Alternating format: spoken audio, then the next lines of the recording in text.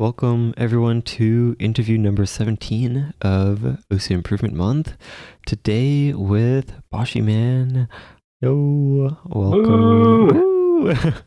So, just in case anyone is not familiar with you, could you just give a brief introduction to who you are in the OC community and what people probably recognize you for? Sure. So I'm Bossy Man. I think most people know me as a gimmick player. Well, I say that, but funnily enough, like I've kind of realized this within like the past probably 6 months. A lot of the random like messages I get on OSU from like lower ranked players, it's mostly them saying like, "Oh my gosh, you're such a huge inspiration," and I'm like, "Oh my gosh, thank you," and then they proceed to tell me, "Dude, yeah, I love your top play on Louder Than Steel with Hard Rock," and I'm like, "Oh, okay," like. And I'm like, that's cool. Like they look up to me for being like a stream player and like my skill cap, but it's like personally, I'd pride myself a little more on my gimmick plays. But like that's fine. Like if you look up to me for a different reason, that's cool. I'm curious about your um, sort of upbringing with OSU. my upbringing, so like how I like got into it, kind of. Yeah, Or, yeah, so to speak. Like how you found the game and sort of that progression. Or if there's anything else you wanted to add earlier, then yeah. you can add stuff. Um, no, I can go into it because it kind of like connects actually. So Okay. I so before I played Osu, I was part of this community that was kind of built around, like I want to be the guy. Yeah, I do. So there's a fan game that's probably arguably more popular called I Want to Be the Boshi, and there's a whole community basically around that, just called the fan game community, and they just make fan games like based off of that, like really hard platformers with basically the same physics and stuff, and they just use like different like ideas and like all this stuff, and it was really cool. And I there's a lot I could go into that, but basically there was a YouTuber that did really hard clears of like really hard fan games, and they uploaded a an Osu video, and I believe it was this Korean player that like doesn't play now. I'm trying to remember their name. Hold on, I want to like see if I can find it, That's but like every top Korean player. yeah, that is fun. That's kind of funny. Yeah, like pretty much like all the Korean players from I joined in August 2014. Like a bunch of Korean players, they all have their era kind of. It may have been like Nara, Yang, Sayonara Bai. Those are the ones that come to mind for me. Uh no, it was this Shizuru. That's who it Oh, was. okay. Oh, but Shizuru was Actually, banned by that point, I thought. yeah, they were. So I have the video. I'll link it in the live chat. Yeah, go for it. So it is this fan game player named Plink. They haven't uploaded in a while, but they cleared really hard what they're called avoidances. So basically it's a bunch of like Toho Denmaku stuff, and you're just avoiding it. Oh, okay. So I saw that video and I'm like, whoa, this looks really cool and really impossible. So I downloaded the game, and I I like I remember this so this is like so embarrassing. The game was so loud, and this was like when I didn't have headphones and it was on speakers, and I was downstairs in the living room, and, and the speakers were so loud, and Oh no. it was like, oh, I don't think there was even like the welcome to O's thing yet. Or no, it might have been.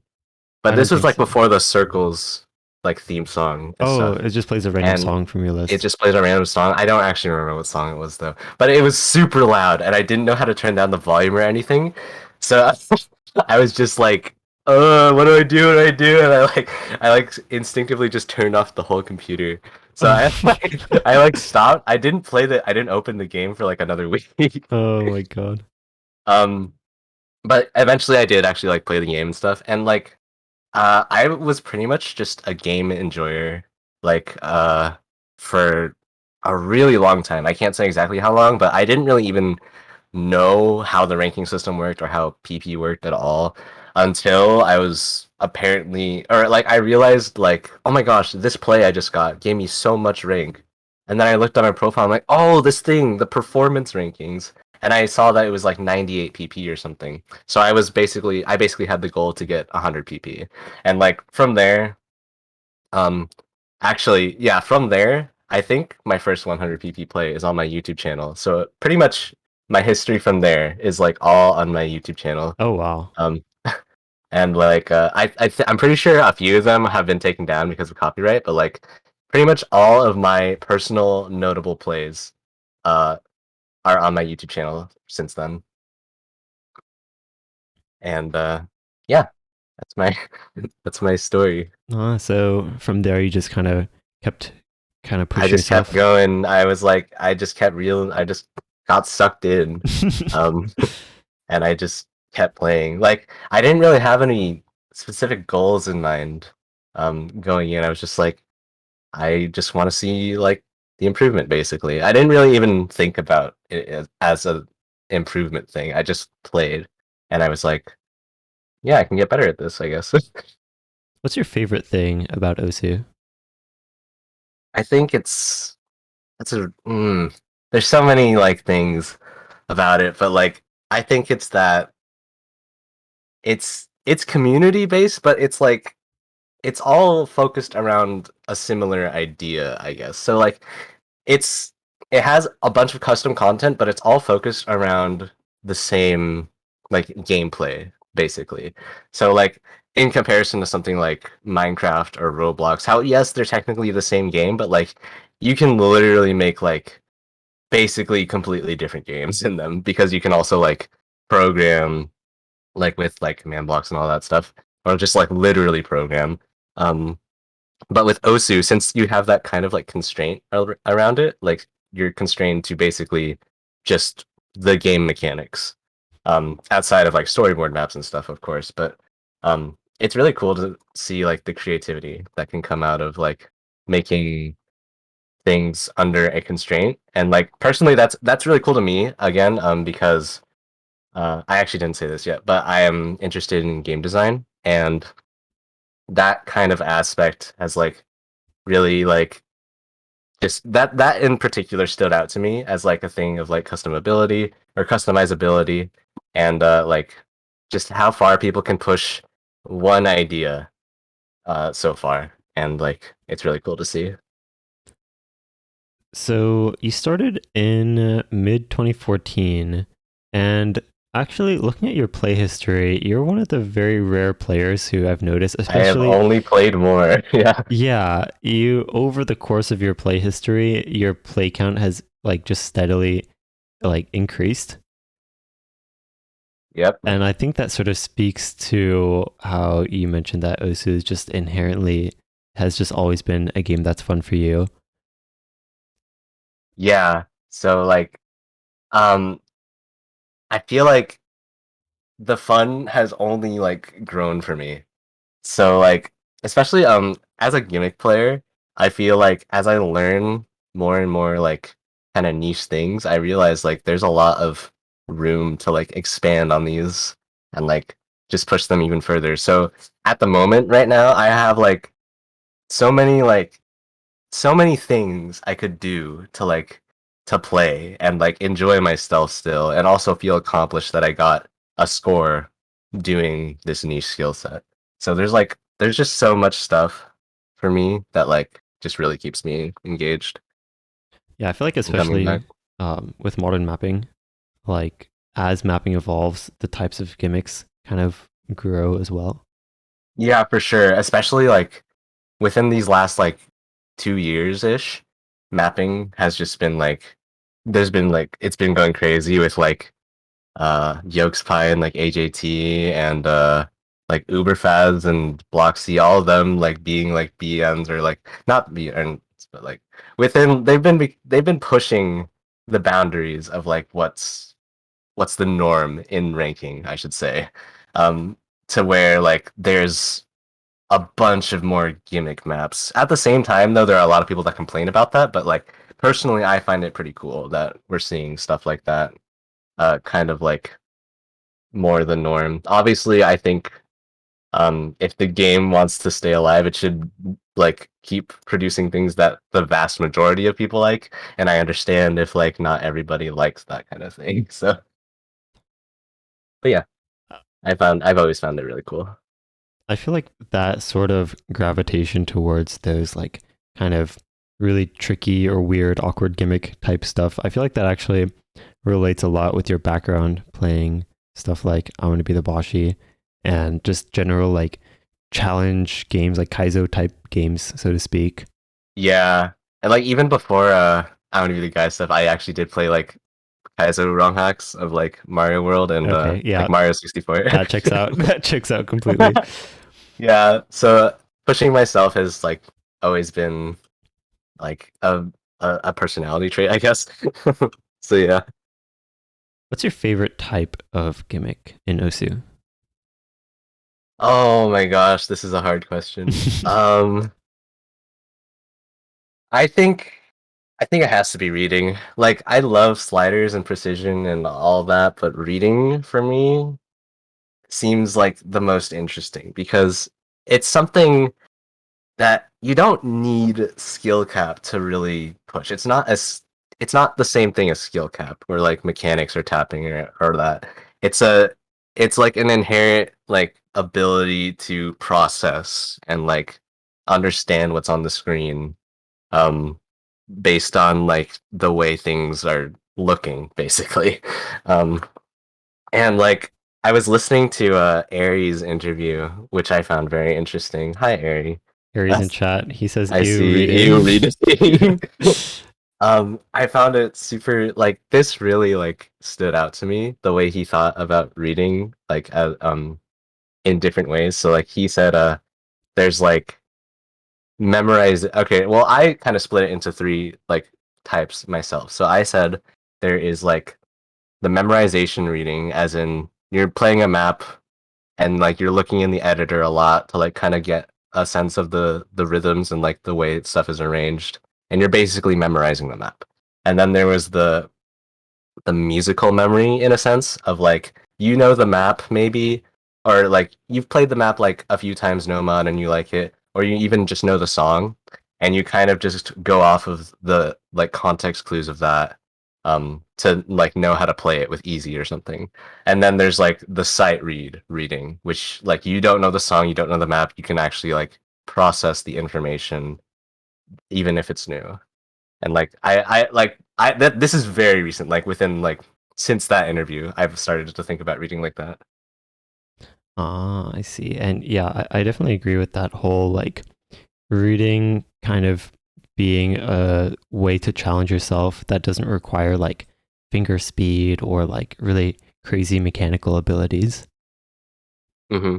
And I feel like that's another reason why you see like a bunch of lower ranked players that really specialize in reading. It's because like it's a different way to like um push like this kind of improvement sense without having to like specifically push aim or tapping. So, someone sent a question on the forum for you. They said, how do you improve your reading? Let me see. How do you improve your reading? So for me personally, I tried to ask a few other people about their thoughts on this, but I personally have kind of found that like tryharding a map, like a memory kind of reading, with easy. This is kind of what I used to do, like before I really got into it. Um, tryharding a map with easy, really like helped me personally get an idea of like how certain patterns can look on easy. And basically over time, just from doing that, I like started to like as I began to like try hard newer maps, I was like, oh, I know how to do this pattern. I don't have to memorize it as much. So like over time, I like learned how to learn view these patterns. Like yes, in a sense, you are definitely memorizing the map rather than memorizing patterns. But like I tried to be aware of that and like just really focus on reading rather than remembering. I feel like that sounds like an important sort of stepping stone of breaking into improving your reading where you kind of, at first, it's not really possible, quote unquote, to read it at your current skill level, but you can start to commit certain patterns to memory. And then from there, I think what you're trying to emphasize is like, instead of memorizing for the sake of just memorizing that specific map, you sort of memorize the actual patterns and what they look like and how it feels to play them. And that seems like a much more like you can take that practice and apply it to other maps. Yeah, that's essentially, yeah, basically what I'm saying. Do you feel like easy mod is necessary to improve your reading, or are there other types of reading out there? I do not think it's necessary. I think there's actually like, along with those three things I said, I think there's like two distinct things about reading. There's like the AR difference, which personally I think is a lot easier than the second thing, which is density.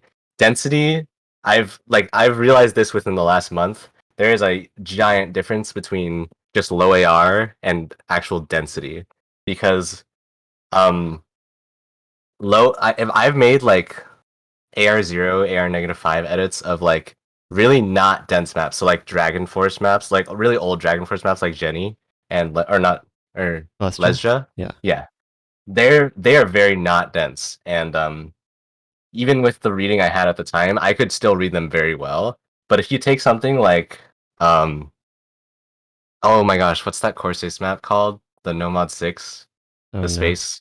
Oh my gosh, what's it called? Is it the one? Event Horizon. Oh yeah, yeah. Oh You my know that map? god. It's Yep. very it's like AR9 or something, right? But Yeah. it's so hard to read because the rhythms, and like it's just stacked, and you basically have to look at the approach circles and all of that. So it's like it's a totally different skill, if I'm being honest. Like it's completely different from being able to process a lot of stuff on screen. It's like different to process stuff that's very densely packed.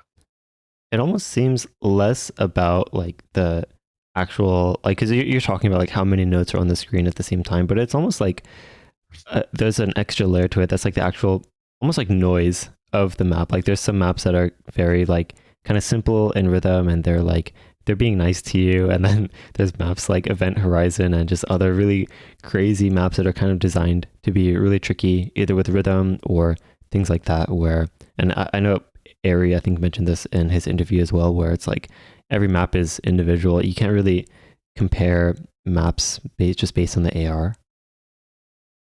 Yeah, it's definitely a map to map basis on the inherent difficulty of the reading, for sure. So for those types of maps that are very like rhythm oriented, or even like maps with crazy weird sliders that can be tricky to read, are there any separate strategies that you use to master them, quote unquote? I know you talked about really needing to look at approach circles for some types of maps, but is there any other strategies that you have for like those specific types of maps? Personally, I don't think I have any at the or off the top of my head. I'm pretty sure usually the strat I do is just see it in the editor and kind of like digest it a little bit and basically just memorize it. And like once I get that down, I can kind of like begin to expect it in like future maps. As for like slider velocity, I don't think there's like any way to really predict it if it's like going to be some crazy slider that you Right. don't know or something. Because like I absolutely will still get slow slidered if a like Skyflame puts like a slow slider in their no mod one. I will absolutely slow slider that. There's the reading aspect of sliders, but there's also the sort of mechanical aspect of playing really fast or really weird sliders. Are there any tips that you have for playing those like really crazy, like demanding slider tech type maps? Yes. So first someone in the chat wanted me to explain that GIF. It's this so I don't think you can see it on stream, but it's this GIF of me hitting it's like a C slider, like the letter C, but it's got a reverse arrow, so it just goes back. But what Here, I did I'll is put it I up on played it. screen for Okay, those yeah, I watching. played it. So I played it like a circle basically, and I went counterclockwise, and I still hit it. And then Woey played it the other way around and started like off the slider and then came back into the reverse arrow. And Was this intended or what? believe it or not, no, we did not plan this. So this is from a tournament called uh pick your own pool. Basically, you just picked maps that you wanted to play, and we chose this map in particular because I had a Nomad FC and he had a Hidden FC, and I believe at the time we were the only two FCs on this map. Um, this is like one of, in my opinion, Wowie's most iconic scores because it's like it was just so ahead, and his score on it right now is probably one of his better scores. His Hidden Hard Rock like 2-100 or something. It is really crazy. But anyway, this we had it in a tournament. In his Hidden Hard Rock FC, he did the movement that I did, where he went or where I go counterclockwise. He did that in his FC, and I was like, oh my gosh, that's so funny. So I did it in mine, and Wowie just happened to do that in his run for Oh, that. but he And it seems then like he went the other way around. yeah, he went the other way, and I was like, oh my gosh, that is like the best movement I've ever seen. No one called it out like in the stream or anything or in chat. But I was rewatching the VOD and I saw that and I'm like, oh my god, there's no way. That's awesome. And you both hit the slider. That Yeah, was we way both too 300 clean. did it. Oh my god. But yeah, so kind of going off that into sliders, so for really like crazy sliders, you should really try to follow them as best as you can. Like even if they're super uncomfortable, like if there's like very minuscule movements, like if it's like a zigzag slider or something, or it's using like the sliderator, you shouldn't like try and follow all of that. But like just uh the vague path that the slider's taking, you should try your best to follow it. Because by doing that, you're kind of like it's kind of like getting you into the sense of like you're worrying about the slider the whole time and you don't have to like totally avert your focus away from whatever's coming next maybe. um how do I say this? This is like uh, I know what I want to say but I don't know how to say it. You got this. It seems like very focus related, where you kind of have to like. Yes, for sure, because yeah, focus related because and it kind of ties into reading a little bit because if you're uh man, I'm blanking a bit right now. You're good. I mean, sort of what I'm hearing is like you have to you have to focus on your cursor movement of the current slider, and then also reading the patterns that are coming up. And I guess, oh, this might not be exactly what you're saying, but it seems somewhat relevant. Where it's like as you practice actually following sliders and developing that, I guess, quote unquote, muscle memory of like just getting used to following sliders all the way and properly, even if it's a little uncomfortable. But practicing that will allow you to kind of do it more on autopilot, and you can spend a bit more focus on reading the rest of the map. Yes, that is exactly what I was gonna say. Oh, really? Yes, thank you. Okay. I wanted to say the autopilot thing somehow, but yeah, that really summed it up. Yeah. Okay, awesome. Yeah, and that also is like it relates to, I feel like any skill in the game kind of relates to that. Like if we're talking about streams, it's like if you can get the aiming aspect or if you can get the tapping aspect, I think this is probably more relevant to people. Like getting the tapping aspect of streams more on autopilot will let you focus a lot more on aim. And I feel like that's something that like top stream players try to give that advice, where it's like just be able to not focus on your aim, which like, or your tapping, so you can just focus more on your aim and just let your tapping hand do its thing. Where that's one of those things that it's like you kind of have to develop your tapping to reach that point. Yeah, it's a very good thing to keep in mind. Yeah, is like that autopilot thing is like when I found personally, like this is kind of recent, for training stamina, I've tried to like actually make the the circle size like bigger because that way I don't focus on the aim as much. And I Oh, like this might be a hot take, but yeah, I make the circle size like as low as like 2 or even 0 sometimes for like I have a 210 edit of Blue Zenith that's CS0 and I play that more for the stamina than the aim, right? So I'm trying to, I'm trying to focus in on the stamina rather than having to worry about the aim aspect as well. Like obviously at some point I'll have to integrate both at the same time, but like for the moment I want to just focus on the stamina. I shouldn't be like pushing both at the same time, like to that extent. That makes so much sense actually, because I've been thinking about how like a lot of easy players like Ikora or even like GN players like that, like their tapping stamina is always like really fluid or like seems really comfortable.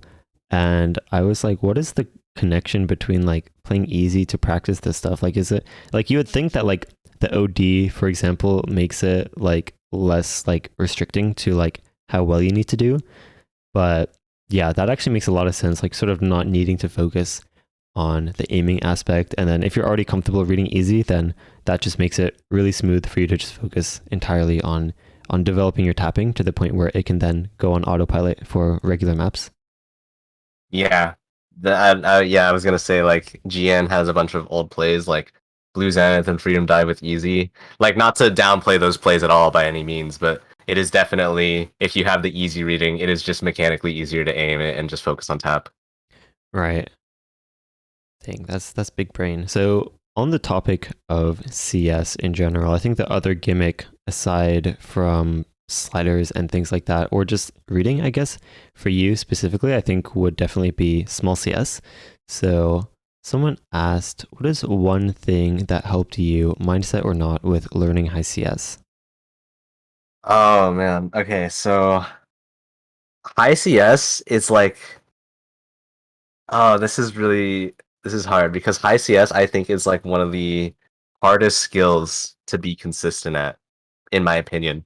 Um, so what I've done to like learn it is um basically just like play like these really high CS maps every now and then. Like whenever I just kind of feel my general aim is good, I usually feel that my precision is gonna be good. Now, okay, another thing is I do kind of like have like a micro adjustment that I do to my grip when I play precision. Um, so it's like slightly different from what I normally play, like a big aim map or something, or just like a general map. I do have like a slight adjustment I do to my grip so that I just feel a little more stable. Um, but like Oh, I what can't is that really, adjustment? I can't really like. I basically just like hold my pen like a little more stable. I move my middle finger. Usually it's like kind of next to my index finger. I move it a little bit downward because that kind of gives my pen a little more stability, but it gives it Oh, like that. It gives it more precision, but it like restricts the motions. So yeah. like usually precision maps aren't going to be hugely spaced, so that's kind of why I do it.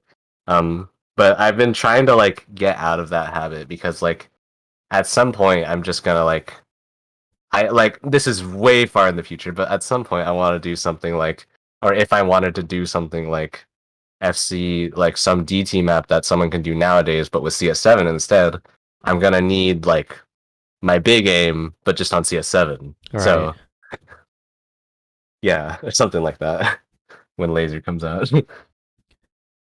So you seem really like you just kind of have all these gimmick maps and you just I'm curious how you find these maps. I feel like a lot of people that are interested in getting into playing more unorthodox types of maps that it can be really hard to kind of sift through the ocean of maps and really find some high quality stuff. So what are some strategies you use to find some really nice gimmick maps? Okay, I'll be honest. So most of my gimmick maps, that I found. So initially, it was just from me watching a bunch of Wowie replays and looking at his hidden number one list that he used to keep up. Um, and a lot of those were just like you can actually probably look at a lot of those still. It's not updated in a while, but a lot of those are probably pretty good gimmick Is maps. that on his user Um, page? yeah, I believe so. Yeah.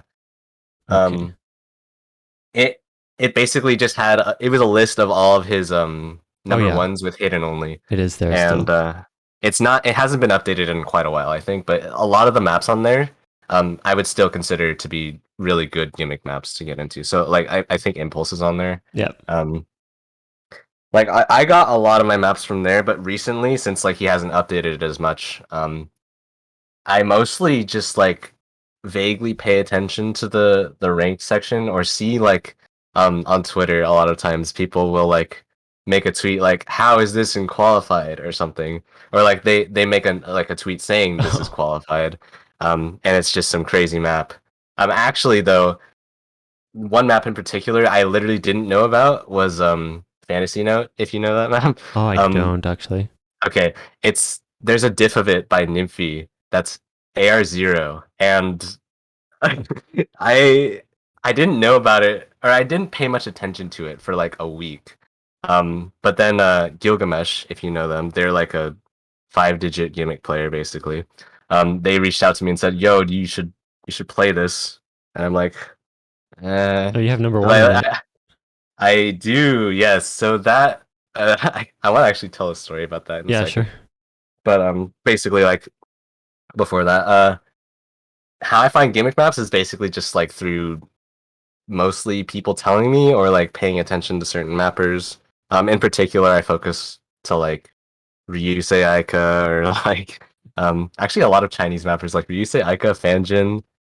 You can look at a lot of like old Rust Belt maps. They're probably really impossible though, but a lot of that.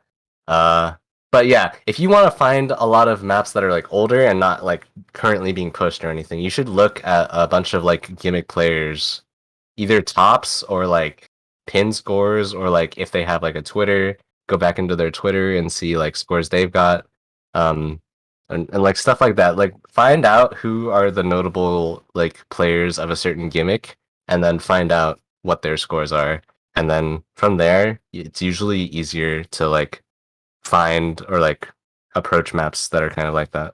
Yeah, I think going to the people like the mappers profiles who made those maps can be a really good starting point. Or even if I had to add something, is going to those players that you know make a lot or play a lot of gimmick maps and going to their favorited maps section, because chances are if those are the types of maps they play, then you can usually find a lot of really cool. So, like I'm going through your favorites right now, and this is checking out perfectly. You have Fantasy Note there, Level Down by KTG Sir. You have Yes. Sudapetan, which you have a difficulty on Yeah. that map's awesome.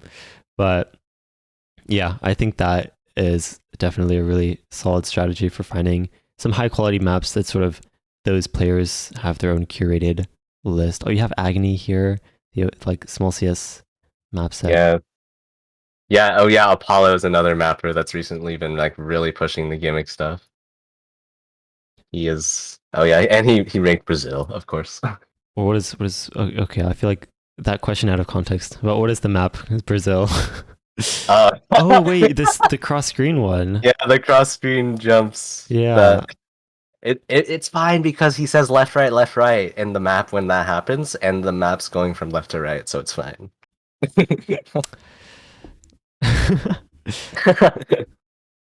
Okay, but yeah, I wanted to say my small story about a fantasy note. Yeah, sure. Basically, so I that map was severely underplayed. It had probably like a quarter of the plays it has on it now, and it still only has like maybe 400 plays. It literally had like 100 plays on it. Um, like it was still like a week after rank, but like it was pretty like no one played it because it was Era Zero. It's OD10 as well, and it Oh, was just no one wanted to play this. Like this is probably like one of the most gimmicky maps in the rank section right now, up there with like the Depi Force diff on Sudikvoton. Those two maps are like absolutely maximum gimmick in their respective areas. So basically, this map is like really, really uncomfortable. Like even without AR0, if you made it like AR9, it's still pretty uncomfortable. It's got really big sliders, it's got really awkward aim and all this stuff with it. Um and I wanted to score on it. And I after like so I did memorize this map. I spent actually not too long because like a lot of the patterns are fair. It's like a really well mapped map for being AR0. It's like it's not super dense. A lot of the patterns, after if you look at them like a few times in the editor, you can probably like learn how to play them. It's just that it's really hard to play them because it's really awkward. But I after a few attempts with it no mod, I realized like maybe I should try it hard rock since that doesn't change the AR and that's only making it harder, so people can't complain that I did it with hard rock. Right. Um, and then I started that grind, and that was my biggest grind at the time, and I'd argue it still is my biggest grind, um, for a score. And I got it, and then within I think like 2 days, GN sniped me with hidden, and if you look at the top comment on the map, actually, you can see what he said. Oh God. He said, "I feel bad for Bossy Man. He called this the greatest grind of his life. Not for me. It's just a Friday." I kind of like my ego like went from normal to like below zero in like 2 seconds when I Oh heard that. no. But like, I don't know. At the same time, that's kind of motivation to know that like I got this before anyone else did. And if I didn't get this dude would not have sniped me. And this dude, oh my god, like it was both heartbreaking and like really motivational at the same time. So he did snipe me, and then I sniped him back. So you know what, it's fine. And That's true. I've actually been trying to hidden hard rock FC it, which is so much harder. Like AR0 hidden is kind of ridiculous. So I'm waiting for Airy to skill grind so he can just do it. But anyway, um, I have a 1 miss on it currently, and it was such a fluke run, and I'm really mad I missed. Anyway, No. yeah. Dang, that's actually a good story. So I feel like your skill set actually translates really well to tournament play, but I want to sort of start from the beginning of what got you into playing tournaments in the first place and sort of how your tournament career has evolved over time. Ooh, okay, okay. Here we go. So I, oh man, so I got an like an old Osu DM. You remember like the messaging Oh system they yeah, like had? the inbox, Usu Yeah, the inbox. inbox. I got an inbox message. I forget who it was from, but it was for like, "Hey, you're from the USA. You should sign up for the United States Cup." Oh, yep. So I, Yep. yeah, and that was 2018. And I had never played in a tournament. Actually, I think I tried to play in one of Happy Stick's like summer thingies, but like I didn't know how to sign up, so I didn't end up playing, I think. Um, Oh. but United States Cup was the first one I did, and I didn't like really have any connections outside of like my small friend group, like in real life. So um, what happened was the people from Oregon, that's the state I'm from, saw that I signed up, and I was like the lowest ranked person that signed up. But they still wanted to give me a chance at the team because they had like their core like five selected, but they didn't know who they wanted for the last one. So we did a 1v1 tournament to basically figure out who would be the last person. And no one expected me to win, and I won. So they put me on the team, and basically like when I won, everyone was telling me like, "Dude, do you play tournaments? Like you'd be crazy at tournaments." And like I don't know, it was really crazy to see and hear all that. So Like, this was still in 2017 for United States Cup? no, 2018. Okay. Oh, okay. So May Okay, 2018, that's June right. 2018. And do you know what rank you were at that time? Ooh, I can look at the forum for it maybe. Uh, does the forum update rank? All right. Um, the Wait, forum? the file has been deleted. What the heck? No. I can check your OSU track maybe. Maybe there's something over there. I believe I was 4 digit though. I was Okay. like 4 or 5K, I think. Actually, Okay. oh shoot, I have a YouTube video on this. Hold on. Oh, okay. Uh, So May 2018 you were around 4K, 3K. yeah, that sounds right. Yeah. Hold on, let me. I have this like 30-minute long video that I made because I was so happy I made it. Oh, I was so hyped. made it on the team? Yeah, I made it on the team with my first tournament, and I was like so happy. I thought it was gonna be like I thought it was literally doomed for me, and then all of a sudden I made it, and like no one was expecting it, so it was like a really big moment for me. And then from there, I have my tournament spreadsheet open right now. I have played in currently 118 tournaments. Oh, geez. Yeah. So I want to see if I can get one more so I can make OWC the 120th. That would be funny. But or maybe I can like no, never mind. Yeah, I'll find something. But yeah, it's been a long journey for me. And I've pretty much like since then I think there's been some periods where I haven't played tournaments, but like for the most part I haven't gone a weekend without at least one tournament pretty much. I like this one tournament that you won and the prize was $50. All these tournaments you have like all this like comments and reflection, and then this one that you got $50 from winning, the only comment is just money.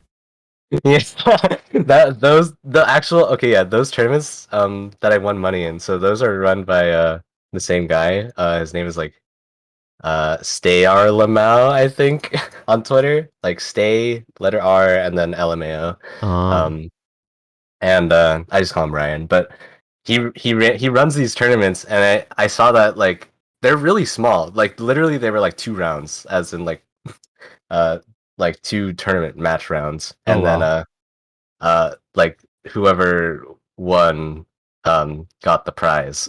And I just signed up with this guy named Soapboy. He's like basically my first like regular on Twitch.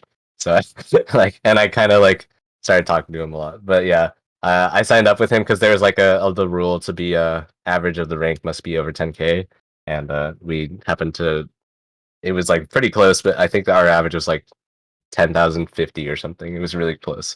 But yeah, I played in those, and those are the only tournaments I've ever gotten money in. So you played the United States Cup in 2018. How did that go? I good question because I really don't remember too much about that year in particular. I wish I did though. I do kind of. That wasn't the year that I had my super big breakthrough. I think the next year after that, I had a really big moment though. But that year in particular, I can't say I remember that much actually. So that was in 2018, and then can you sort of walk us through how your tournament career kind of progressed from there? Yeah, so it started off pretty slow, like as you can see, or you chat can't see, but like in this spreadsheet, I have like it has like the dates on it and like what the tournament was and stuff. And I only have what is that? 5 tournaments between USC 2018 and 2019. So that's just 5 tournaments within a year, and one of them I didn't even get to play. And the ones that I got like uh I had there was a tournament called OSU Runners Up. I'm not sure if it's still going on or not, but they had these like rank restricted tournaments. Oh my gosh, yeah, the one I got third place in, I lost to Riser and Recat won, and I had no idea who either of those players were at the time. And well, now they're pretty good at the game.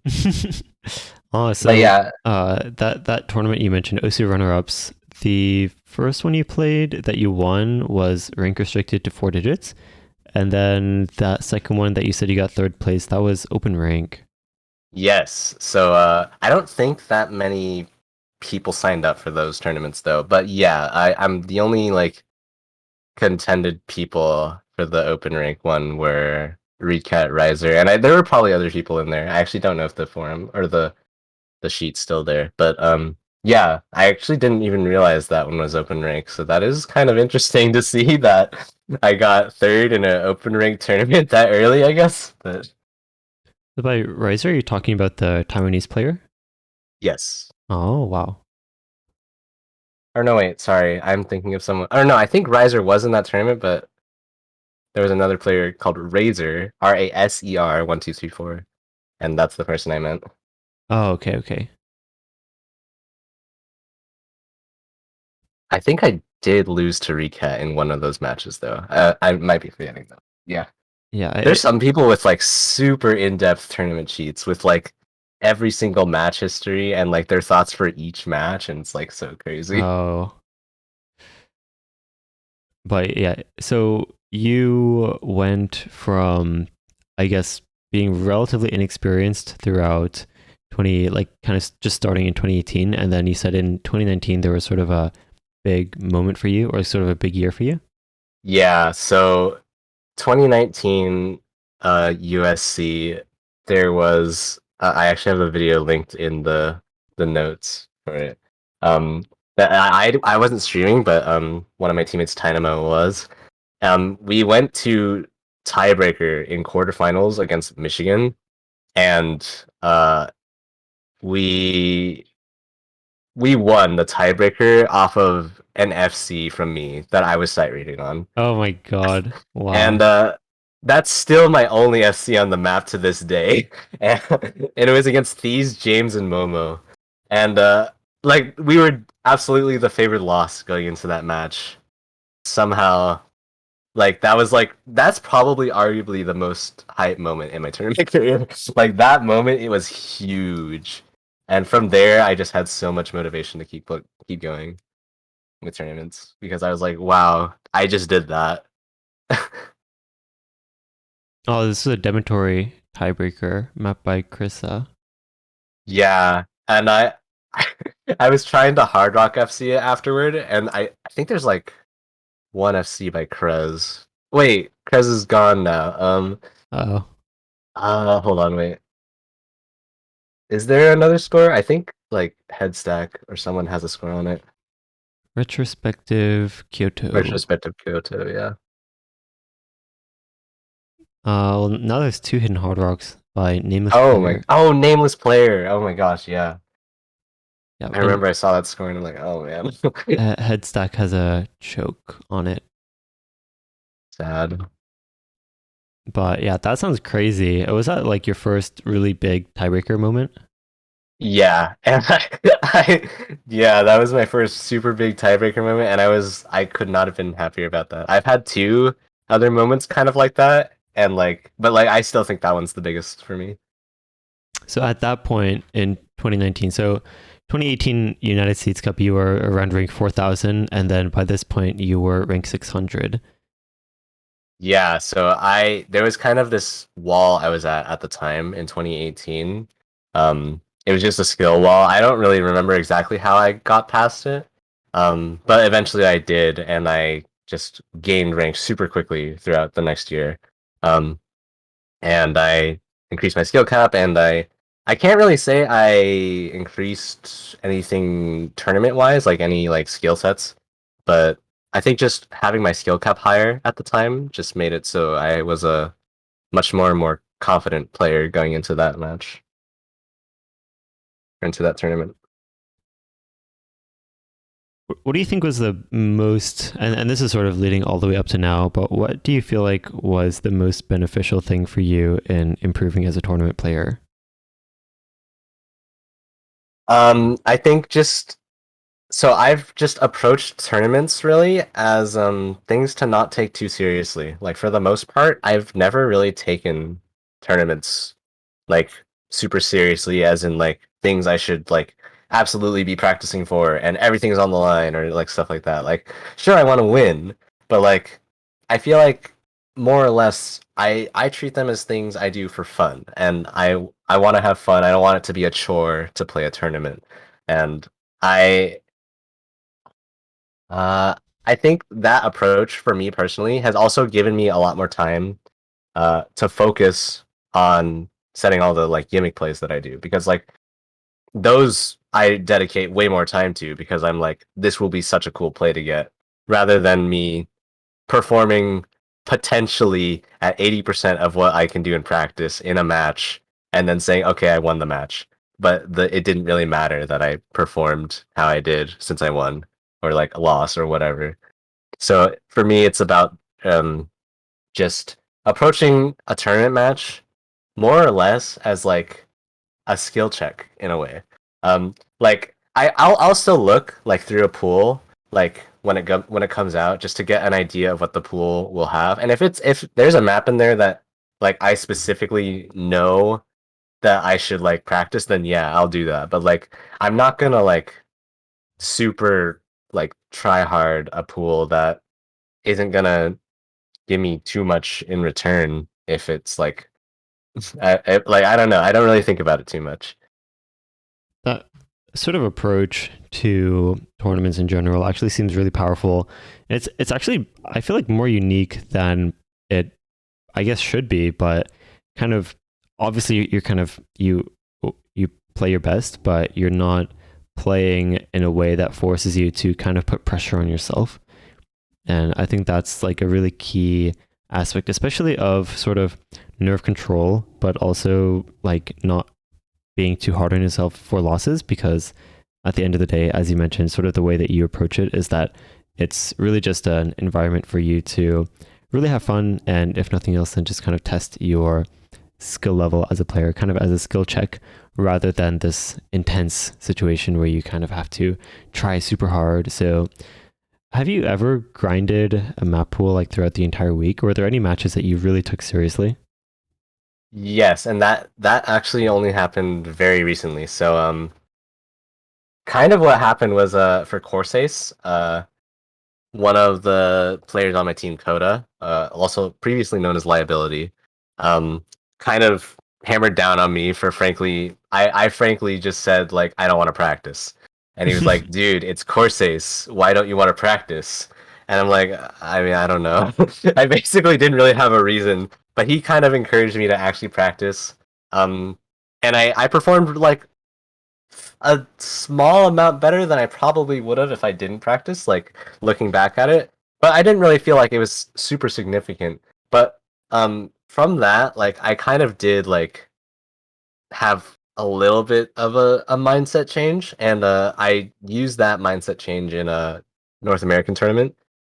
So the match in particular I'm thinking of is I was against Fiery Rage in the losers bracket.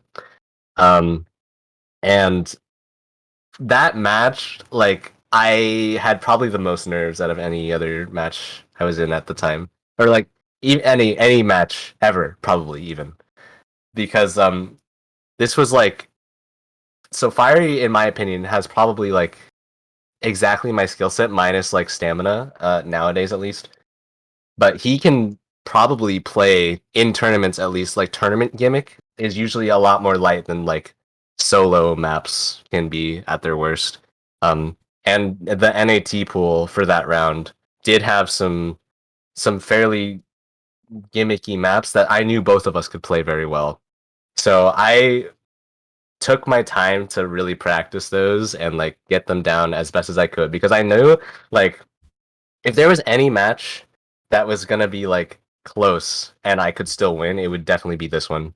Um, and like I did my best. I practiced as much as I could while also maintaining like, you know what?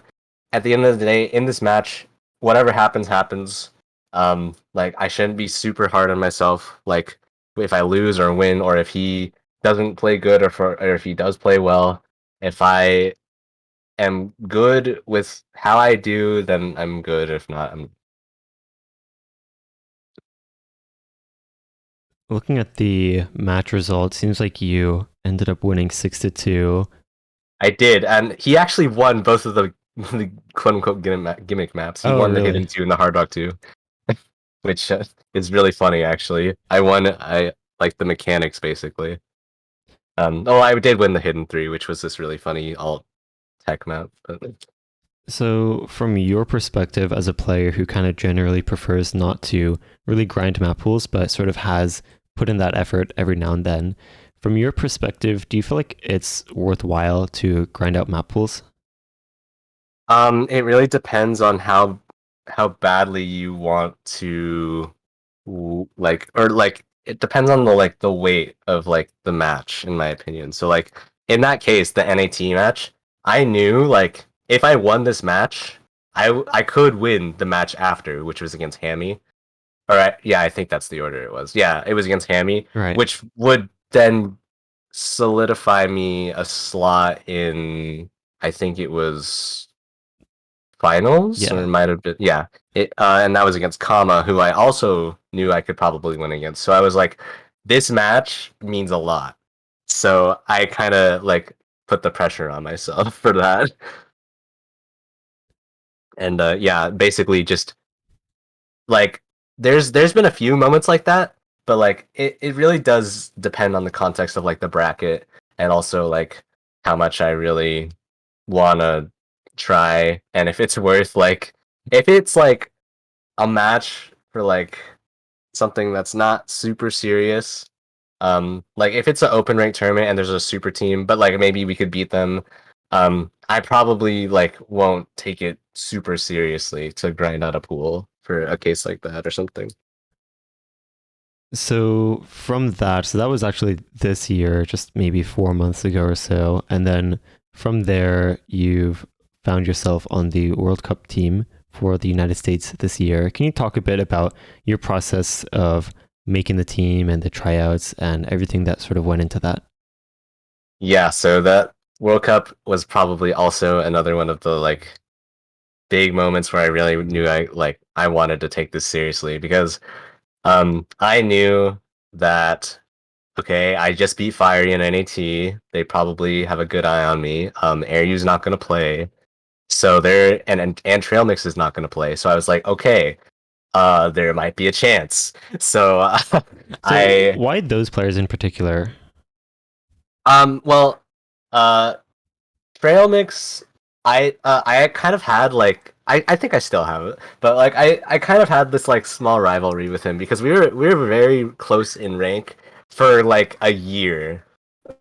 Now he's like almost 2 digit because he's just been popping off recently and good for him. But we had this like small like rivalry, like friendly rivalry. And we played a lot of like what's it called, made bot matches together, and we like almost always went to tiebreaker in every single one. And so I knew like our skills were very similar. He's probably a little more DT than he is hard rock, and like vice versa for me.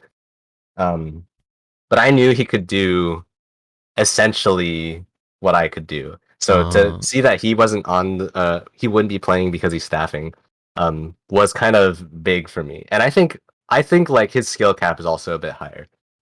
But Airyu as well. He's like the well, I didn't really like particularly um care necessarily about specifically him not being on the team. More so, just a big player is not going to be on the team this year. I'm not sure. I didn't really think too hard into how that would affect the slotting, but like I was like, okay, wait, let me. There's like a lot more open this year compared to last year, and I knew if like say since Rectagon was coming back, like there is a chance this last slot could be like between me and Fiery, and I'm like, okay, I won against NAT, now I gotta like kind of focus on maybe outplaying him in the tryouts, and like that was like a lot for me because like it essentially like made my point like focus like basically on one person. So like as much as I liked seeing that I was doing better than other people in the tryouts, on certain maps, like I still couldn't like I like had to focus on the fact that I was in the moment I was going against Fiery Rage, but like I didn't really know that for sure. Like that was just my educated guess. Um, but like at the same time, again, it was like way more stressful to do that and like force myself into this like closed-minded situation where I had to like put myself in a super high pressure situation as opposed to what I usually do where I just don't really think about it too much. So it was a really tense situation for that, yeah. so what was sort of your approach? I know you talked a little bit that you kind of like tried focusing on really playing your best and almost kind of like singled out one person to try performing better than, but what was your approach with practice compared to other other tournaments, but also sort of your mindset and like while you were in those lobbies, like what exactly was going through your mind and that sort of stuff? Okay. So playing through the map pools, you you clipped it on my on my Twitch. I made a Oh funny yeah. comment saying, "Oh my gosh, I like these maps are so RNG. Like I bet Fancy Lad made these maps RNG on purpose to like insinuate nerves in the tryouts more Yeah, or something like I that. remember you saying that. So like that was kind of me just like coping because like the maps were very hard, like very hard for me. Um, at the same time, I kind of said that because it felt like a lot of these maps were just like checkpoint maps, as in like they had like just a few diff spikes every like 30 seconds ish, and then like if you miss on one of those diff spikes, then you lose 100K on your score, and that looks a lot worse. Like Oh, that's how it felt to me, at least. Like I'm not sure if that was actually how it was going to be, but like it did feel like that for me instead rather than it being something like a map that is fairly consistent in difficulty and you can miss in a lot of areas. So there just felt like it just felt like there's a lot more pressure. from a mindset perspective, what would you say makes a top tournament player? That oh man, mindset perspective. It's really hard to say because like there's like there like I know you bring up the Iki Vaxe and OWC Oh, that's like right. disparity a lot because they have like essentially opposite mindsets, yet they're still two of the best tournament players. Yeah, although that Um, is more specifically about tournament, like the map pool practice itself, like sort of like map pool practice preferences or philosophy, if you had to call it that. But yeah, I think really mindset is one of those things that is really powerful and sort of like the way that you think about competition in general, actually. oh yeah, okay, yeah. I to an extent I would say like the way you approach practice does kind of end up like affecting your mindset at the same time as well. But like for the most part, like if we disregard that, then um I think being able to maintain your overall composure and just like staying um doing whatever you can to like keep the pressure off of yourself because like whether you're like the best player or not, if you feel pressure you're gonna like start to think more, and like if you think a lot more then you're gonna miss on really dumb stuff. So I think just in general, if you can keep pressure off, then you can perform pretty well. Is there a difference in the way that you approach a match depending on your opponent? I think specifically, let's look at NAT again, the North American 1v1 tournament, where there were some matches that you felt pretty comfortable on, and then by the end of the tournament, you were matched against Zudi Nader in the losers finals. And can you sort of walk us through? I'm mostly curious, is there a difference in this sort of way that you approach or think during the match, depending on the opponent that you're playing against? Yes. So in the case of Fiery, I was really honing in on like um basically outperforming him on the gimmick. Like I knew he was basically as good as me at that kind of stuff, but like in the moment I wanted to be better than him, like in the match, like not in general, just in the match. And I tried to do that by practicing. Um for a match like Zudi, I kind of this is gonna maybe this isn't the best mindset to have, but I did kind of go in saying, okay, I'm gonna lose this match, but let me try and get a few points and see what happens. So basically, what I did is I looked at the map pool, said, okay, A, map B, map C, I can win maybe. So I basically tried in doing that, I take a lot of the pressure off myself because I'm lowering my expectations. Like that sounds fairly pessimistic, but like it does kind of work for me at least. And I actually won a few points in at least the first round. I lost to her. I think that was in quarterfinals or semifinals, one of them. Oh, okay. Um, so yeah, I actually lost to her twice, but Oh no. um, I did kind of like I had some very surprising uh matches in there, or yeah, or maps in there. Uh, I think I don't think it was finals. I think it was the first one I lost to her. There was hold on, wait. I want to find. There was a DT map. I'm gonna try and find the MP for it because I really want to. I really want to name this map. Yeah, sure. It almost sounds like you kind of like if you feel pretty confident against the opponent, and then if you feel pretty unconfident against the opponent, those are sort of two opposite extremes where you're really able to take the pressure off of yourself. But it almost sounds like it's the opponents that you know are right around your skill level, and like the matches could really go either way. It sounds like those are the matches that you really try to put in the extra practice to kind of tip over the advantage.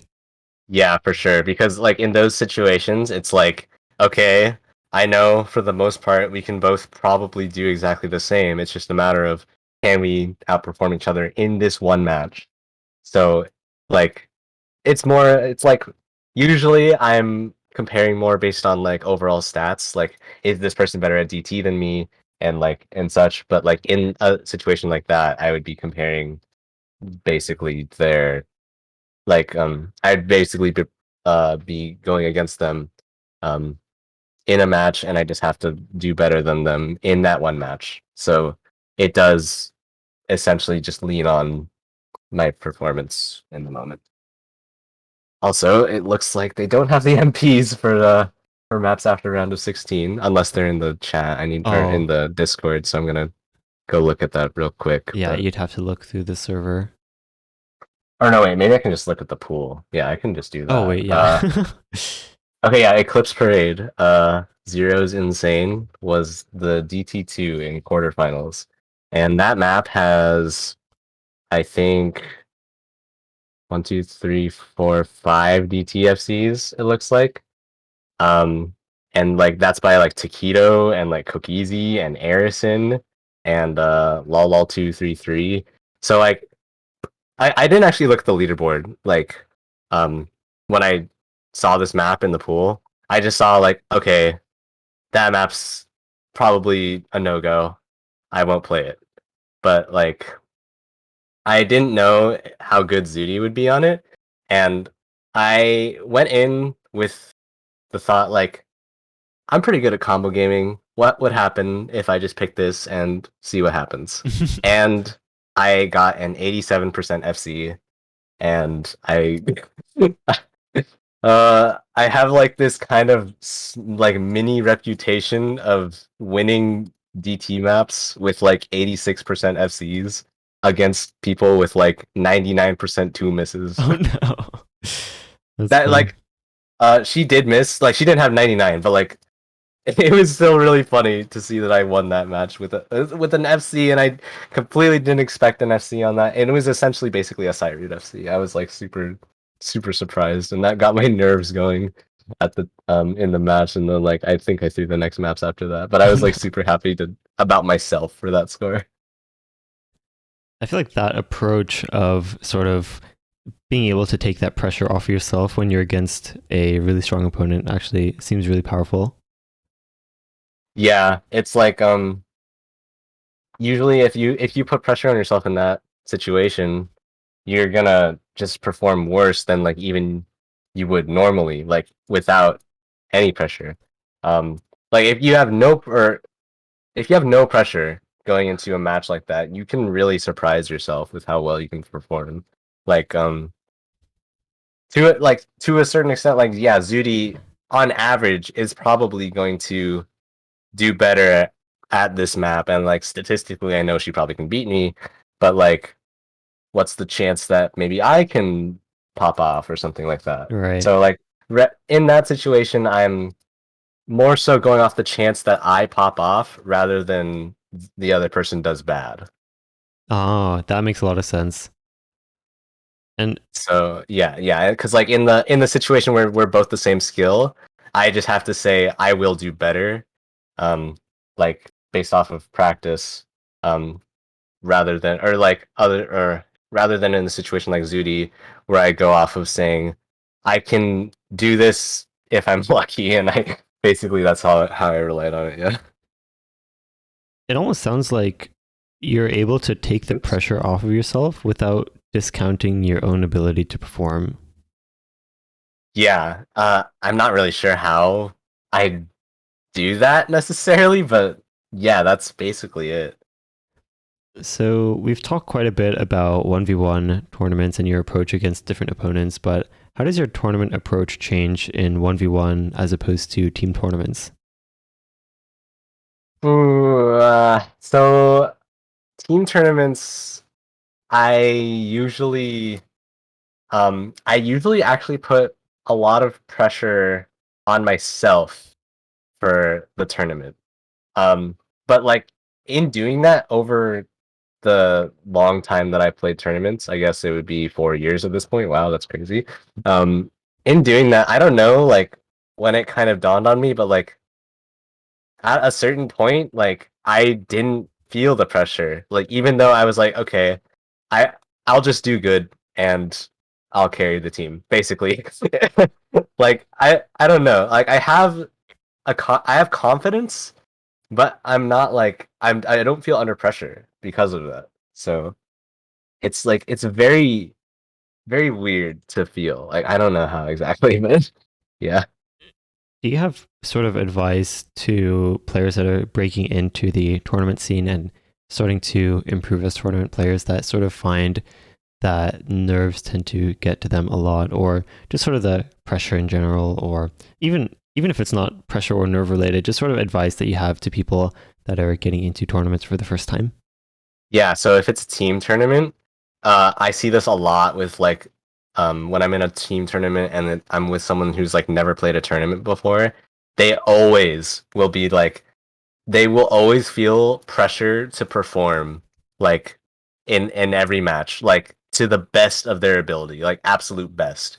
Like in their like compared to their solo play, they will expect them to be able to do like their best score in solo in a match. That's like the pressure they feel. I can like so usually what I try to say is like look go into a map and like take out like if you were to put like a bunch of pressure in solo to perform, what is like your likely average score that you would get on that? And I like basically try and get that out of them. Like that's not very easy to do. But like that's usually how I like to picture it is like rather than taking pressure out of a tournament match, you're putting pressure on yourself to perform in solo. And like if you can like kind of merge those two mindsets, I feel like eventually you won't really feel a difference between a tournament match and like just playing a map in solo. It kind of sounds like that ability to sort of adapt, or really just kind of having enough experience to get used to the tournament environment, sounds really, really important. And it's something that you kind of mentioned that it kind of happened to you almost unconsciously and naturally. Like at some point, you just kind of stopped feeling that same sort of pressure that, like, oh, it's a tournament and oh, this is like so crazy sort of feeling. Yeah.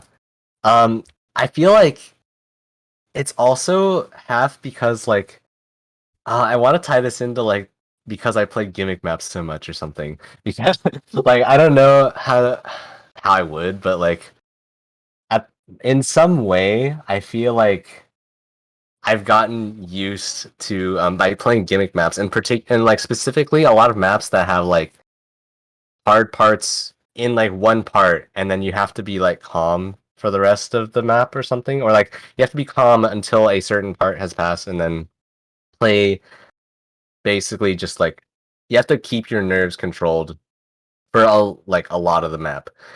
I feel like because of all the gimmick maps I play, um, I've gotten used to that feeling of like, oh my gosh, I just hit this hard part. Like you could say this even without like a gimmick map, but like particularly gimmick maps that I play, I will hit a hard part. There will be like another kind of set of hard parts after that that aren't as hard, but like I still have to like stay engaged to hit them. Right. Um, I don't want to like I don't want to say that specifically because of gimmick maps because obviously you can still compare that to like a normal map, but I feel like at least with my play style, I kind of got used to that feeling, and I kind of translated that in the tournaments.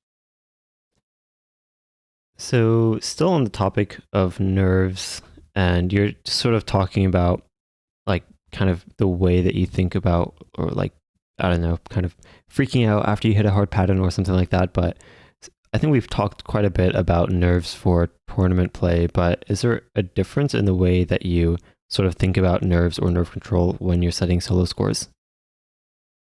Yes, and I'm not really sure if it's a good way to a good difference because in solo I have the added like thought of just saying, "Oh, it's okay if I miss because I can play it again," rather than this match is a win or a loss.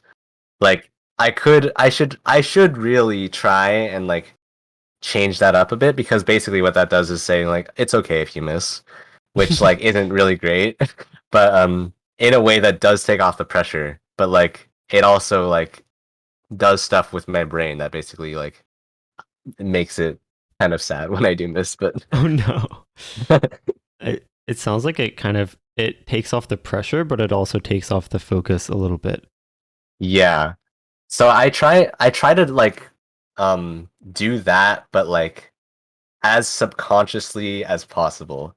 So I try to make it basically automatic. Because if you're thinking about, okay, be calm, be calm, be calm, you're just thinking about being calm and not playing the game. And but like, yeah, you're not focusing on the game. If you're trying your best to be calm, you are therefore just not even playing. It almost sounds like when you're trying to be like if you were actually calm, you wouldn't be saying be calm, so to speak. Yes, And you it's would yeah. just do it. And So in solo, like there's I don't know. It's just like a lot more since there's so much more like leeway and like the ability to retry a map. I don't think about it as I don't have the same approach to saying like, oh, I can pause the map or like, oh, I can like calm down because I probably won the match or something like that. I just have to like keep going and it's really hard to do that. so And oh wait, you can finish. yeah, I was gonna say, and also in solo, since it's solo, most of the scores I would go for are usually of much higher skill cap in their regarded area. So it's like if I have that thought, it would be way easier to slip up. That actually reminds me. So when you are going for solo scores, and I feel like you, especially the maps that you play, tend to have like much less populated leaderboards where sometimes there's like not even a single FC yet and things like that. Is that something that kind of gets to you when it comes to like playing a map where you kind of know that if you FC then it's going to be the first one? And are there any ways you sort of combat that kind of spiral of thinking about the leaderboard when you're going for a score? Yes. The nerves of that kind of in that sense only really get to me if it's like a new map or it's a map that a lot of people are like focused on at once because then it's like, oh, if I don't get it right now, someone else is gonna get it like right after me. But a Oh, lot of the maps are like a lot of the maps I play like no one really plays, or if they do get played, they get played like maybe like once a month or something by someone that also plays the kind of stuff that I play. But so like in that sense, I'm like, okay, if I don't get it today, there's probably tomorrow. So I probably have a lot of time to get this. Like in the case of Fantasy Note, I was like, no one's gonna get this. No one's gonna take their time to get this. I told no one about this map. I have all the time in the world to get the score. So there was basically no pressure on me for that. But in a case like what's that map called? Oshama Scramble, the like slider one oh by IO yeah, Exception yeah, that got yeah. ranked. I really wanted to FC second top with Hard Rock, and I saw that Fiery and Trail Mix and all these other people were going for it. So there was a lot of pressure for me to get it first, and I did. But Fiery beat my act, and Cpol uploaded his play instead. Oh But no. it still felt pretty cool to like. It still was like a lot of nerves to like get it, you know? Right. It almost it sounds like it's certain maps where going for a score, even though it's in single player, it's kind of like there's a race against other players. Yeah, yeah, that's a good way to put it. Yeah. That sounds pretty cool, actually.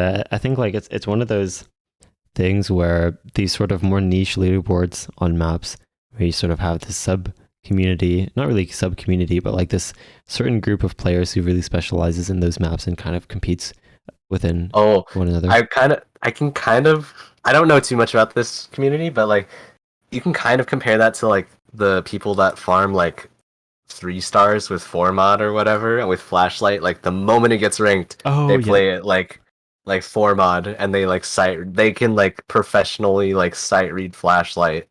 And like there was actually a tweet on Twitter of I think it was Shadow of Dark showing off like his shake on a map he was sight reading with flashlight. Oh, And like there was another like someone who quote retweeted it. I don't want to call them out, but someone quote retweeted it like, "Dude, why are you posting this clip of you shaking on a 3 star?" oh And my like, god. no, I don't think people really understand the pressure that is under someone like that for a permanent number one. Um, that Right. like you're getting a permanent number one, and you're like trying your best to react to like the smallest amount of information on the screen to tell you where like the next node is. Was it Or some like actual shake from nerves, or was it like kind of strategically shaking your cursor for flashlight? uh I don't actually know in the case in his case, but like a lot of the times it's kind of a mix of both, because like in a moment like that, like near the end of the map with like the smallest flashlight radius, you're gonna be like looking for like the smallest bit of information, like which way is this approach circle going, and where might that circle then be in regards to that. So you're looking for all this like small information, so you have to be like as on edge as possible, basically, for that kind of stuff.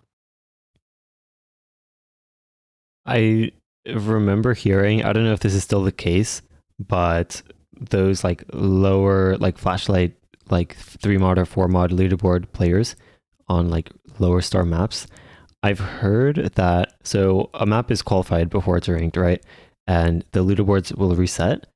And again, I don't know if this still works, but I've heard that what people would do is they, let's say on the last day the map is qualified, they'll SS it, but then pause right after the map finishes. But Oh, like oh my after they hit gosh, the last yeah. note, they would pause and then wait for the map to get ranked because like the map doesn't get updated or anything. So like you have all like the time during while it's qualified to get that run, but then pause and then the second that it gets ranked, you press continue and finish the run and then it'll submit while it's ranked.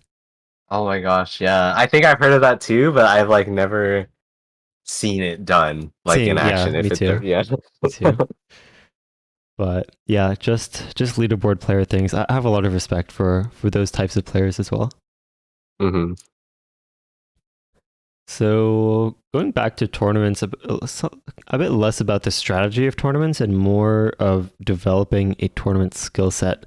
So I feel like you, after all this time practicing and playing tournaments, you have your specialties as a player, but you're relatively well-rounded in terms of being able to hold your own on mostly everything or every type of map.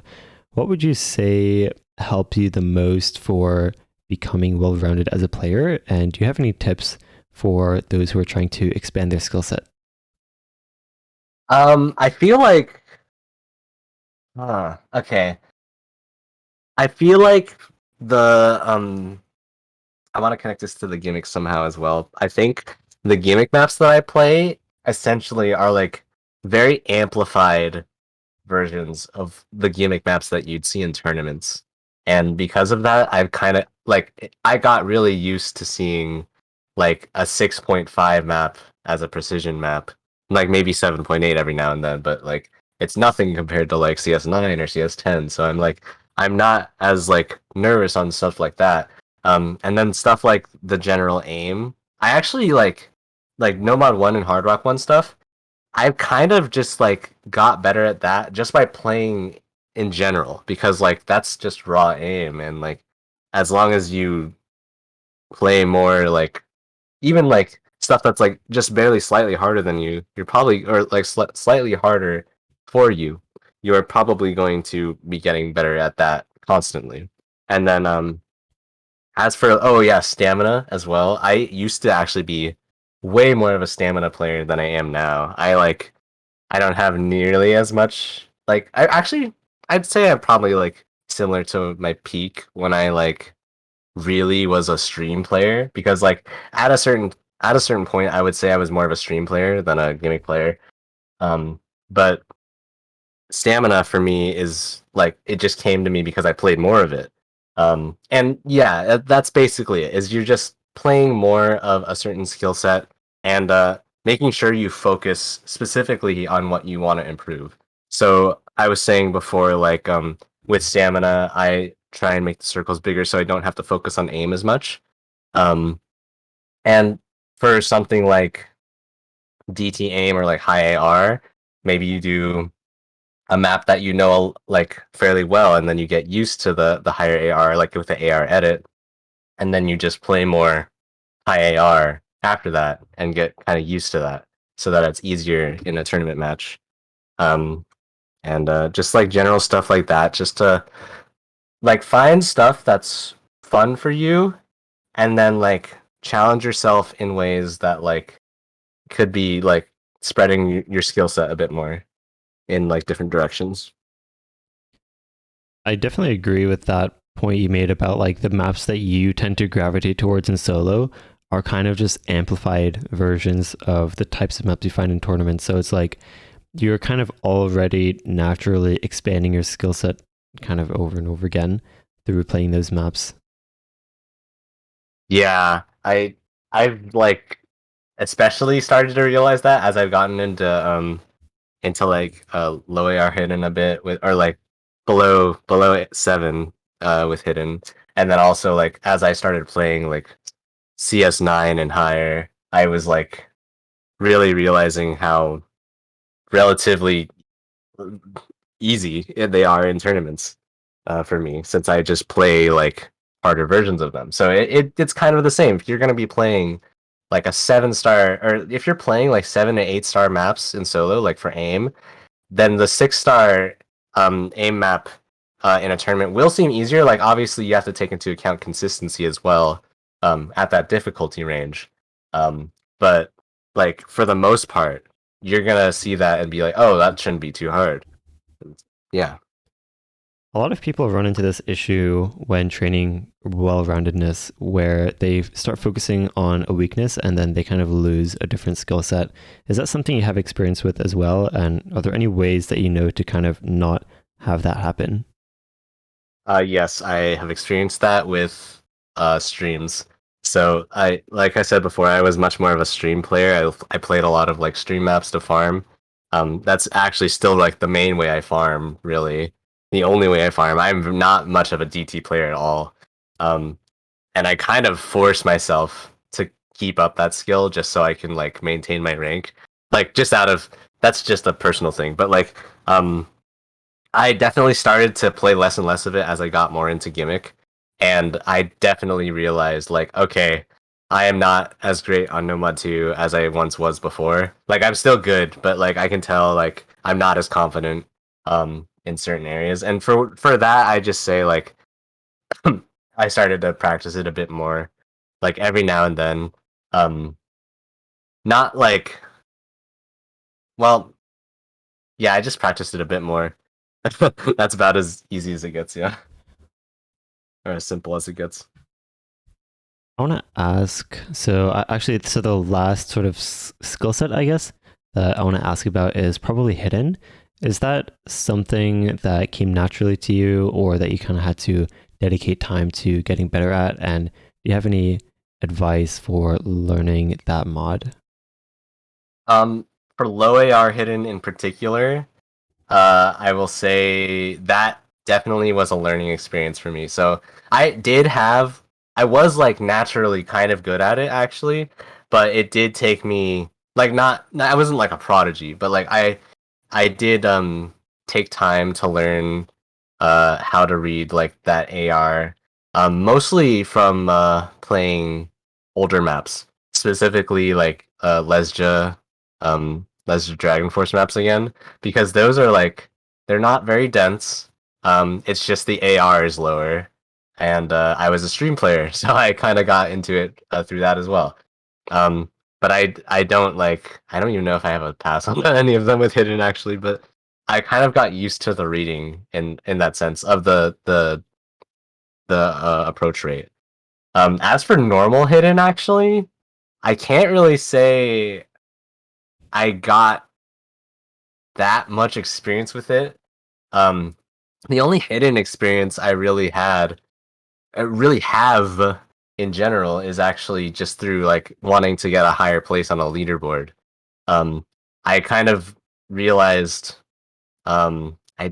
I think this is a little bit into like 2020. I kind of realized like, wow, this game is way easier without hidden for me at least. um, so I just stopped using it a lot.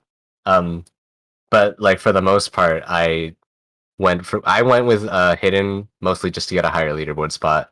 But I realized like I could be pushing myself a lot more quickly without hidden because like it did like require more effort out of me, I think, to FC a map with hidden over just no mod or hard rock only.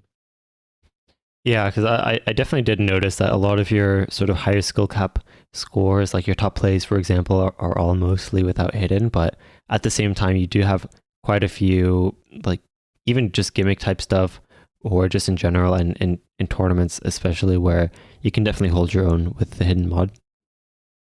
Yeah, and I think that I'd still actually say like uh more general hidden stuff. I'm actually like probably not as good as I really want to be on it. Like the hidden the tryouts hidden for OWC it was Viva no wait, Viva Loca, right? Oh yeah, yeah, live and live vida loca or something. Yeah. And I did not do very good on that. Even though like I like there's days where I can do really good on that kind of stuff and days where I just can't. And I personally think that's chalked up to just I don't play it as much. Um so like I'd say it is a matter of just getting used to playing that kind of thing.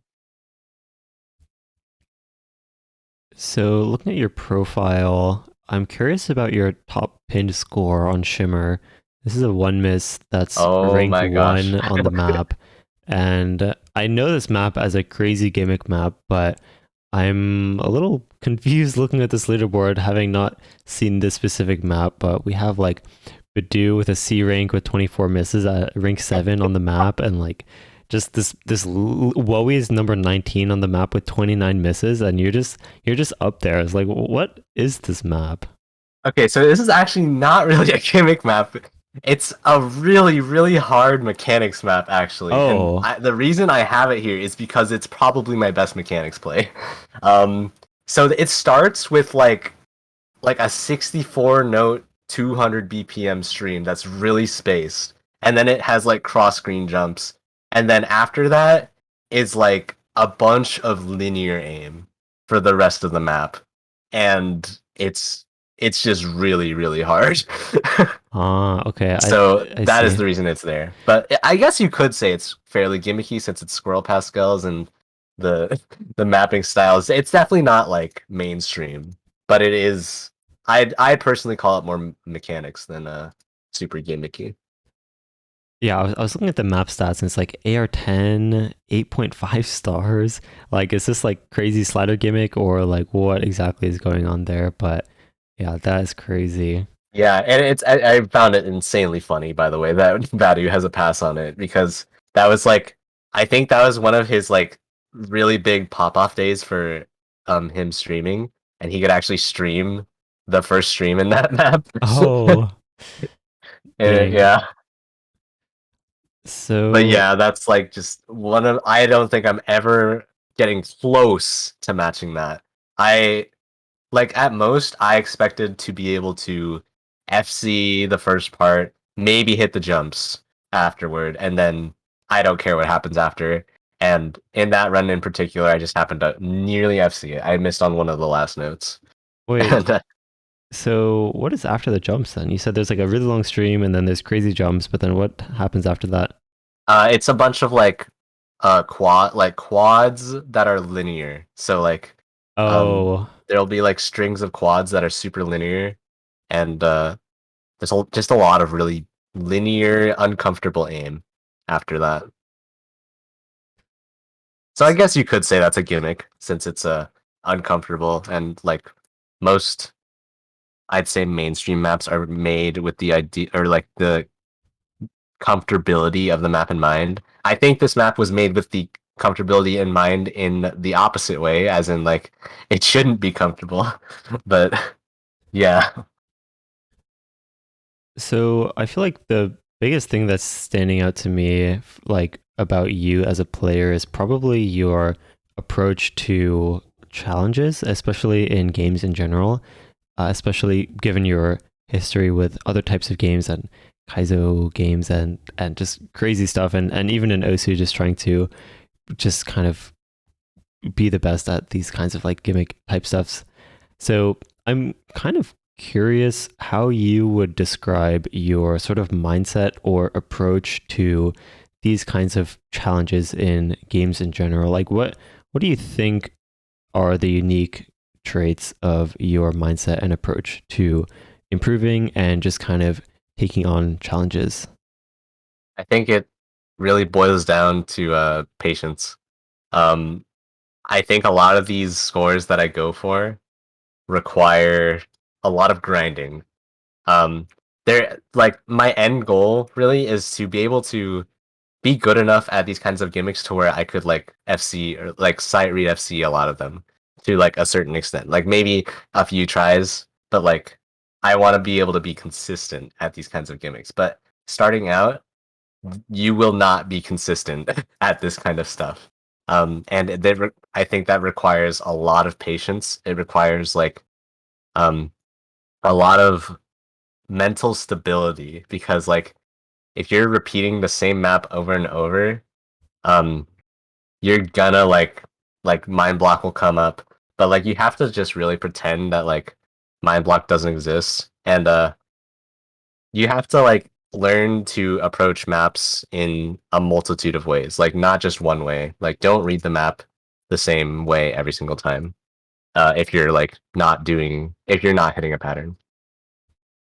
Are there like specific examples of like different ways that you can read a pattern if you're struggling on it? Yeah, so one of the like this is a really old video, I think. I'm not sure how old it is now, but Woey made this video. He was hitting this pattern. Let me try and find it. Yeah, sure. Uh, I know Wowie does have a video that's like how to get a little better at yeah, reading. that's the video I'm talking about. Yeah, it's from 2018 actually. It's not well, that's 4 years ago. Oh my gosh. No, don't say that. No, Uh, don't say that. People are going to be listening to this like 10 years later, and it's going to be like, man, I miss those times where it was only 4 years ago. but yeah, he was talking about how to read on reset. It's got these like 300 BPM wiggles in it. Oh, Um yeah. and he was saying he reads them like you could read them as like 1-2s, like really quick 1-2s, or Yeah. you could read them as like a three, and a two, or something like that. Yeah, I remember that. So yeah, there's a lot of different ways to read a pattern and digest it differently. Like another example is like reading square jumps. You could read them as a square, or you could read them as like 2-1-2s, or like a 3 and a 1, or like all this stuff that could make your consistency with that kind of pattern a lot better. I see. It's like the way that you really break down the pattern in your head, so to speak. Yeah. And the reason I say it requires a lot of another reason I say it requires a lot of mental stability, especially for gimmick maps, is because you kind of have to like be strict with yourself, but also very flexible with yourself. Because if you're going for the score, like after practicing everything, you have to like you have to execute that in the run. So you have to like remember to do all this stuff, but you can't really think about it too much because otherwise then you miss. So you Right. have to yeah, it requires a lot of patience and discipline. Yeah, striking that balance, especially of focus but not overthinking, definitely seems like I don't know, something that's a lot trickier than it might sound at first glance. Yeah, for sure. So there's a couple sort of miscellaneous questions that I'll just sort of throw out there, and we can kind of go through them quickly. So one is someone asked, what is one player that you look up to? Okay, as of recently, I'm not kidding when I say this. I did not know about Adam QS until this year. Whoa. Like I or no, okay, I knew about his existence, but I didn't really acknowledge Like the extent. his to his extent as a player, even though he is probably exactly the kind of player I want to be. Like yeah, I didn't really acknowledge him until he after I realized that his account was gone. Like that actually might not have been this year. That might have been a while ago. But I'm pretty sure this year in particular, I really started to look into him. There's actually I'm pretty sure the tweet that did it was Air you like ratioed this e-girl, I think, by posting Adam QS's Wing My Way. Oh, And like said ratio by Wing My Way. oh my God. And I was like, what is this score? And it was this AR-11 old map that's just flow aim, and I had absolutely no idea that Adam QS was this good. Like, and then I started looking into all the scores he did, and he plays precision. Oh my gosh, he plays AR-11. He can play easy, kind of, and he played like flashlight. Like, I'm not too into flashlight, but he was like a very big gimmick player. So like, it was like really crazy to find this out that this guy is like who I want to be to a certain extent with a lot of the scores I get. Um, Another person I will say is Bonk. Bonk is also basically like disregarding his playstyle. He is basically the second Adam QS. He goes for stupid stuff. He has the best grind mindset in the game, in my opinion. He kind of I don't know if he told me this, but I heard somewhere at least like this analogy of treating like each map as its own like speedrun game. So like you know how speedrunners just play like the same map or same game over and Oh, over. yeah. It's like doing that but with a map, like on a per map basis. So you're like proud of yourself for like the smallest improvement in a certain area and such. Well, And like you will yeah. just grind it out until you get it. I've never considered like I've thought of the sort of like comparison between like speedrunning a game and grinding a map in Osu, but I've never really spelled it out in that specific way, which I actually think I didn't even know that Bonk, which by the way, Bonk, we're talking about Proxy Codone. Yeah, proxy code. Yeah, because I think someone else has taken that name by now, but yeah, so yeah, that's actually interesting. I did not realize that they have that sort of approach, but it does actually make a lot of sense, especially for those types of gimmick maps. And that I feel like it also ties into your what you mentioned about patience being really, really important in going for the types of scores that you do. Yeah. It's just a lot of like mental discipline. Someone sent a anonymous question in the forum. They said, Bossy Man, what's up with this? And they put a screenshot of them not being mutual with you.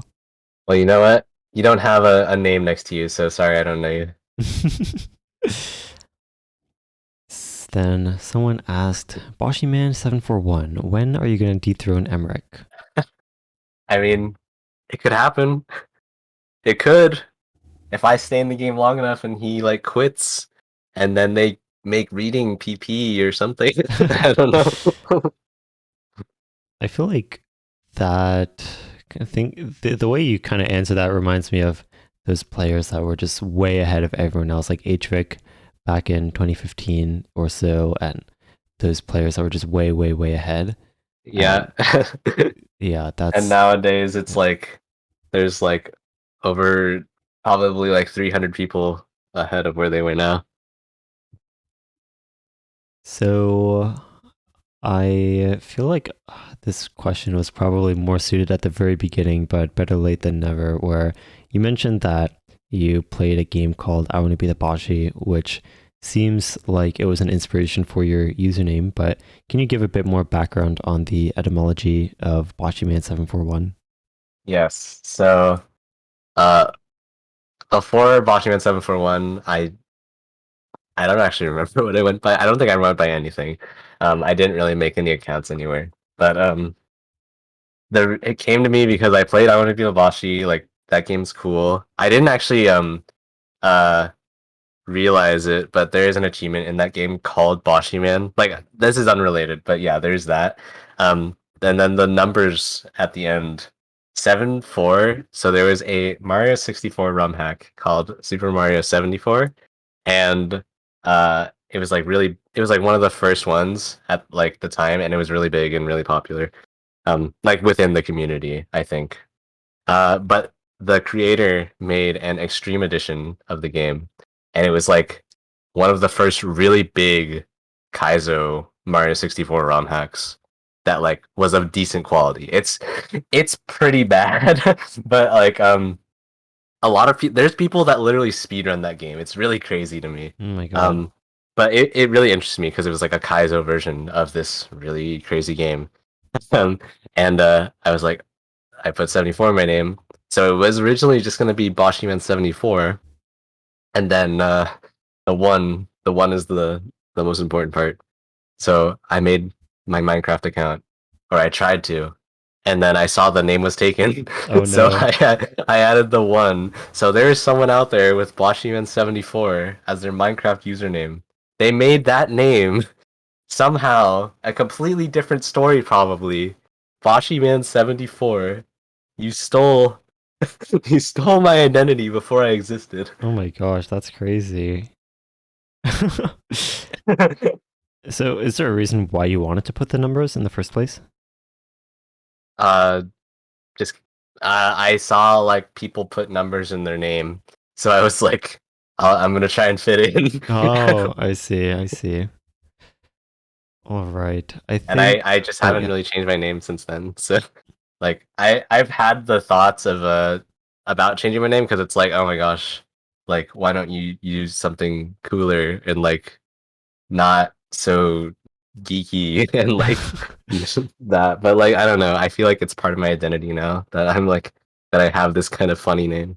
Yeah, I think It's it. like Yeah. there's a lot of players that are like Hello Tom 225 or whatever his name is. Oh yeah, yeah, What yeah. the numbers are. Or like Freddie Benson. I thought was really funny. Like all the or all the players with like really funny names. Like I or like Minecraft 570. What? That in particular is so funny to me. Wait, I've And he never actually seen that changed his player. name. Really? No. He Wait. changed his name to like Tree Frog something. It's even better. Oh, what the heck? Tree Weed. Okay, their name was Minecraft 570 and they name changed to Tree Frog 614109. Yeah. Oh my god. That's Best name awesome. change ever. Yeah, I find names like that really funny if they're associated with someone who's like insanely good at something. Like it's like you're telling me this person who's insanely good is named that, and not Right. something like ninja. Yeah. Oh my god. LeBlue James. Oh my god, I can't forget about that. Yeah. That reminds me of the lol players. That's sort of a name change thing within the Chinese Oh my community. gosh, yeah. So I actually have a story about that. So Okay. I forget which 1v1 tournament it was, but it was a 1v1 tournament. And I was against this person, or one of the lolls, and I was like, this is a complete random. And it was milk tea. And I had no idea. Oh. That and they beat me like really hard. And I felt like insanely defeated that I lost to a supposed rando. Oh, and then you check later. Yeah. That's funny. Yeah, it's like those like barcode usernames. You know what I'm talking about? Oh my yeah. I feel like that's kind Yeah. of what those are. So, do you have any final sort of opinions or tips or advice or anything you want to shout out or throw out there as we wrap up? Hmm. I think uh sub to my YouTube. follow my Twitch. It's not Boshyman741. It's Boshyman742 Oh no, how did because that happen? I made a new one because I realized um I made my old account when I was 12. Oh So no. I was like I better change this. So I made a new one. Yeah, Right. Yeah, the Twitch thing where like you can't get partnered if you made your account before you were like, is it 13 or I think it's 18. 13. Oh, Oh, 13. is it 18 now? No, no. What? Actually, I Okay. okay, it is 13. It's 13. Okay, yeah. I made my account when I was like 12 and like barely 12. Okay, but on the down low, apparently Rectigon made his when he was 12 and he's partnered. So Uh-oh. Okay. Well, we didn't hear that from we'll cut that anyone. out. We'll cut that out. Okay. But yeah, thanks again for joining, and I'll be sure to have your socials all in the description of the YouTube video. But thank you so much for taking the time and sharing your wisdom with everyone. Yes, no problem. That was really fun. I like talking about like my history and all that stuff. Yeah, I think your storytelling, and you seem to have a lot of really fun stories. So, and I'm sure you'll be sticking around the OC community for many more years to come. So, very exciting. But yes, I'm very glad we were able to do this. Thanks again, everyone, for listening, and once again, Bashi, for being here. And we will see you all next time. Bye.